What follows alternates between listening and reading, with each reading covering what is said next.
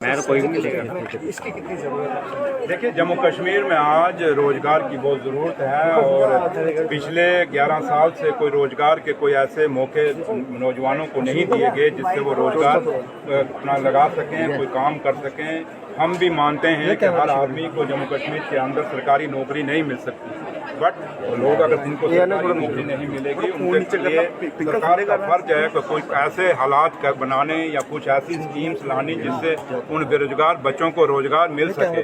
तो लिहाजा आज युवा मिशन का यहाँ जो ऐप है, क्योंकि मेरे लीडर और जम्मू कश्मीर के मुख्यमंत्री जनाब उमर अब्दुल्ला साहब ने चंद महीने पहले ये युवा मिशन का लॉन्च किया था और आज अब क्योंकि ये काम हमारा थोड़ा सा शुरू हुआ है, कुछ लोगों को हमने अथॉरिटी लेटर्स दिए हैं जिनके लिए युवा मिशन के तहत जो नए लोग अपना कोई यूनिट लगाना चाहते हैं, कोई बिजनेस शुरू करना चाहते हैं, और उसी सिलसिले में आज जम्मू के अंदर ये प्रोग्राम युवा मिशन का यहाँ रखा गया है। एक मेगा फेयर जॉब्स के लिए रखा गया और यहाँ बाहर कोई 60 कंपनियाँ जो हैं वो इंडस्ट्रीज़ जो हैं वो आई हुई हैं और वो बच्चों से इंटरेक्ट कर रही हैं और बच्चों को उनकी इंडस्ट्रीज़ के अंदर जो भी कोई ज़रूरत है उन इंडस्ट्रीज़ को बच्चों को वो बता रहे हैं। और उसकी सैलरी के लिए भी मैंने कईयों को पूछा सैलरी क्या है इनकी और इन बच्चों के जॉब की सिक्योरिटी का है, काफ़ी सारी चीज़ें मैंने पूछी हैं। और मैंने डायरेक्टर साहब भी उनको भी कहा है कि ये चीज़ पे हमने वॉच भी रखनी है कि जो ये वादा ये कंपनियाँ जो इंडस्ट्रीज बाहर बैठी हैं इन बच्चों को लगाने के लिए, ये जो आज मेगा जॉब फेयर है उसके लिए, कल ये ना हो यहाँ ये बात करें कि हम लगाएंगे कल इन बच्चों को लगाएं ना, ये एक ड्रामा नहीं होना चाहिए, हकीकत होनी चाहिए। तो लिहाजा ये युवा मिशन जो हमने लगाया इसमें काफ़ी सारी तरक्की हुई और मुझे खुशी आज आपको बताने में कि अभी चंद महीने पहले ये लॉन्च हुआ। 18 जम्मू कश्मीर के अंदर आज तक अभी तक 48,000 लोग जो हैं इन्होंने अप्लाई किया है और जिसमें से आज भी 27,000 लोगों का आपने अप्रूव किया है हमने, और जिसमें से 5,000 के 6,000 के बीच में बच्चों का उनको बैंक से वो लोन दिया भी गया है, उनको फ़ायदा हुआ भी, उनका भी काम शुरू भी हुआ है। तो लिहाजा एक अच्छा मिशन है, जम्मू कश्मीर के नौजवानों को इस मिशन को पढ़ना चाहिए। जो आज जो ऐप पोर्टल जो मैंने लॉन्च किया है इसके तहत एक सिंगल क्लिक पे आपको पूरी इंफॉर्मेशन मिल जाएगी और इसका आप फ़ायदा उठाएं उस पोर्टल से भी। और दूसरा मैंने अपने ऑफिसरान को कह दिया है, डिस्ट्रिक्ट ऑफिसर या हमारे स्टेट ऑफिसर हैं, कि आप school colleges universities polytechnic ITI even के प्राइवेट स्कूल कॉलेजेस जो भी हैं हर जगह आप लोग जाइए और लोगों बच्चों को गाइड करिए, इस युवा मिशन का मकसद बताइए।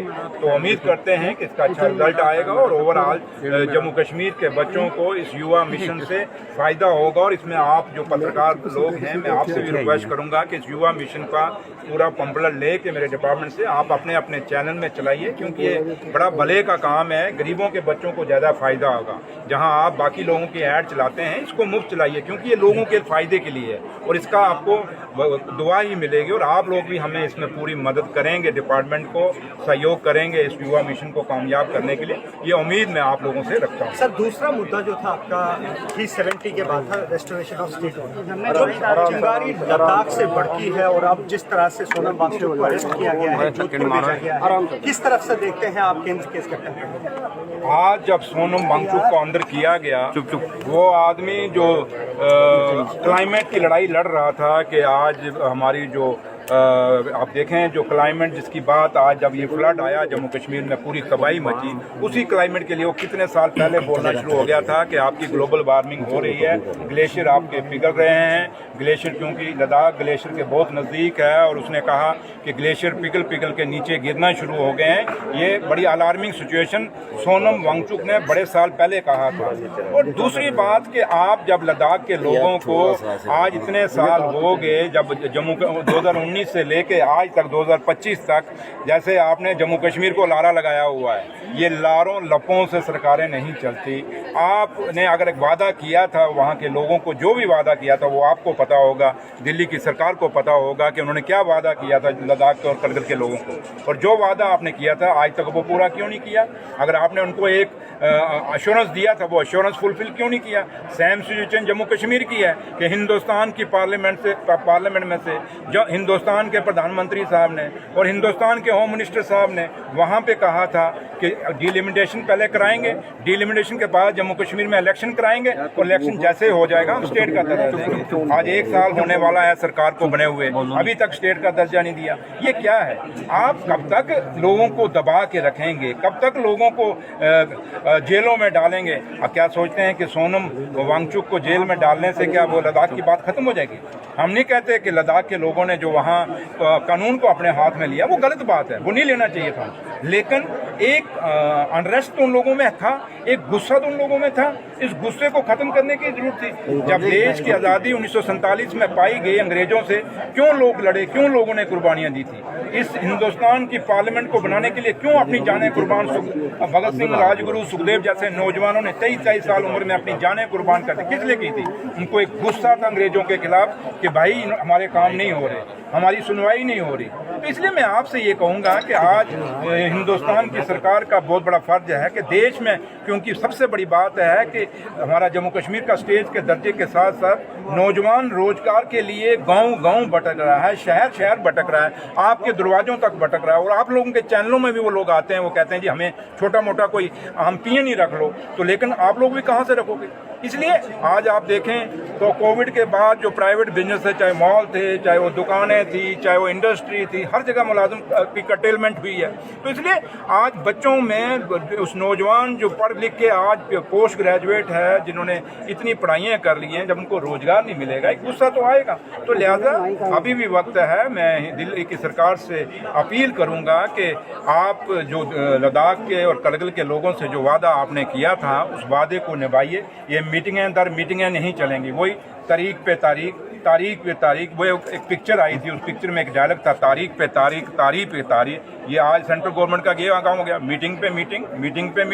भाई मीटिंगों से निकलता क्या है? कम से कम मीटिंगें बात। अच्छा, फिर सबसे बड़ी बात है कि 2014 से पहले एक कल्चर था, जब भी कोई मीटिंग होती थी इतने बड़े लेवल की, तो उसके बाद में प्रेस ब्रीफिंग होती थी। आजकल प्रेस ब्रीफिंग वो कल्चर ही खत्म हो गया, मीडिया को बताया ही नहीं जाता कि भाई हमने मीटिंग में क्या डिस्कस किया है। तो इसलिए ये मसला जो है आज जम्मू कश्मीर, चाहे वो लद्दाख है, चाहे करगिल है, अगर आपने हमें हमारा स्टेटस तोड़ा, हमारा स्टेट तोड़ा, हम आपसे कुछ नहीं मांग रहे, कोई अलग से कोई चीज़ नहीं मांग रहे, सिर्फ इतना मांग रहे हैं कि जम्मू कश्मीर को आप स्टेट का दर्जा बहाल करिए। ये यूटी नहीं चलेगी, लेकिन बदकिस्मती। अच्छा, फिर देखिए एक बहुत बड़ा मसला हमारे सामने, अभी डेली वेजर पक्के ही नहीं हुए थे, उधर से एलजी साहब भी डेली वेजर हो गए, अभी तक उनका ऑर्डर नहीं हो रहा।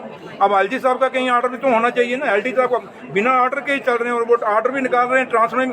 हम ये जानते हैं कि एक बंदा जब रिटायरमेंट को 1 महीना रह जाता था, कभी कोई ऑर्डर नहीं। आप लोगों को, आप सीनियर जर्नलिस्ट, आपको पता होगा, वो ऑफिसर फिर ऑर्डर नहीं निकाल सकता था। तो एलजी साहब का परमानेंट ऑर्डर ही नहीं भी हुआ, तो वो ट्रांसफर कर रहे हैं, ऑर्डरों पे ऑर्डर कर रहे हैं। अब या तो मैं दिल्ली वालों को कहूँगा एलजी साहब का रेगुलाइज करो, जैसे हमने दिल्ली वेजरों को रेगुलाइज करना है, ऐसे एलजी साहब को भी रेगुलाइज करो, कम से कम हमें पता चले एलजी साहब पक्के हैं या कच्चे हैं। सर पहले जोधपुर भेजा गया से जोधपुर जेल में मैंने कहा गलत है ना। मैं वही तो कह रहा हूँ, एक वो आदमी जो एनजीओ चला रहा है, जिसको सियासत से कोई लेना देना ही नहीं है, वो आदमी जो बिल्कुल एक